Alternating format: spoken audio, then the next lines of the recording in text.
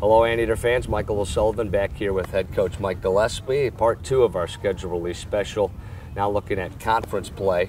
And in late March, Coach, Hawaii comes in here. That'll kick off the Big West season for you.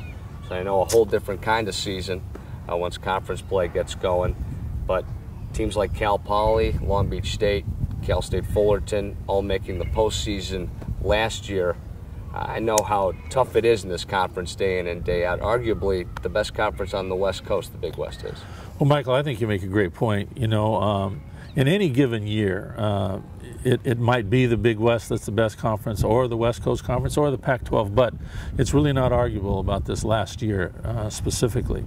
The Big West was, without doubt, the best conference in the West. It is the only conference that had a winning record against all of the other conferences in the West. And I think as we look to next year, it's really going to be more of the same. I mean, Cal Poly won the conference this year. They returned a great nucleus. Cal State Fullerton returns that frontline pitching. I mean, arguably the best conference, or beg your pardon, the best pitching in the country. Yeah. Long Beach State was very good, returns a bunch, will be very good. UC Santa Barbara has already demonstrated the quality of that program. But down through this conference, why it's there's never a day off, and it'll be the same kind of grind next year, no question. You get sprinkling a 3-game set in Minneapolis in April as well. Yes. Take on Minnesota. Hopefully it's warmed up there by the Midwest at that point, but you never know. Unpredictable out there. Yeah, we're counting on that. Yeah. That's exciting. It's always tough to fill the bye weekend, particularly when it comes late in the year. Right. And we were fortunate to find that Minnesota had the same weekend open. And so that will begin a home-and-home series with them, and we will go to them next year. And as you point out, why you certainly deal with the potential of an altogether different kind of weather. But it's about as safe as it can get, because it's not until, well, the first weekend in May. They'll come back to us in 2 years. We couldn't get together in 16, but they'll come back out here in 17, and so we'll fulfill the second half of that commitment. That'll be fun to go there and play a Big Ten team in a new ballpark. They have a beautiful new ballpark. Yeah. So it'll be an exciting and different feel for our guys, no question. And I'm really looking forward to that weekend. Now, looking at your team, some of your returning guys, I know you lose a lot. You know, 2 big bats with Connor Spencer and Taylor Sparks.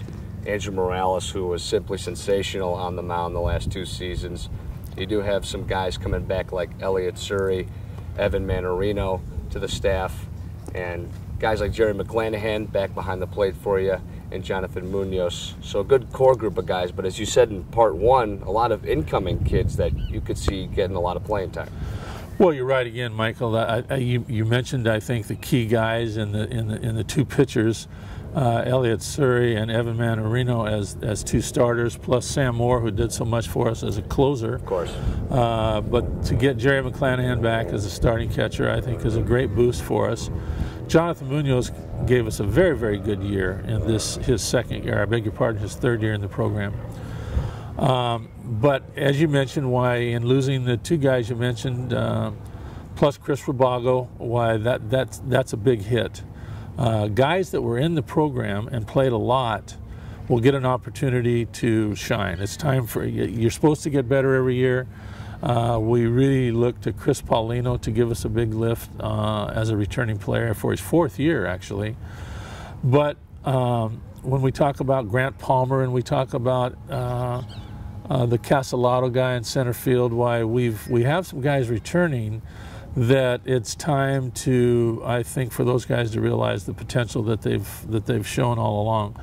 But again, as you pointed out, the opportunity for the incoming class, both pitchers and position players, is very, very legitimate. As a matter of fact, we'll need them to not think of themselves as rookies, that that it's perfectly okay for them to do well. We need them to do well.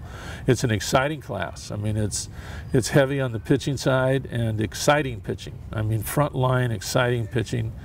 But with 3 or 4 guys, they're going to get a great opportunity to play as position players. So we're going to have a different look, and you learn to believe it when you see it. Right.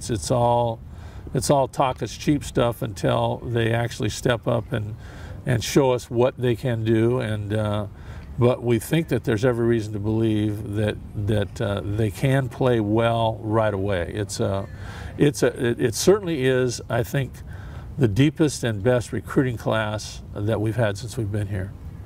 Head coach Mike Gillespie talking about the 2015 baseball season. Again, congrats, Coach, on such a special year in 2014 as we talked about. Thanks for sitting down with us. Thank you, Michael. You can get all your ticket information at ucirvinesports.com. We'll see you next time, Eater fans.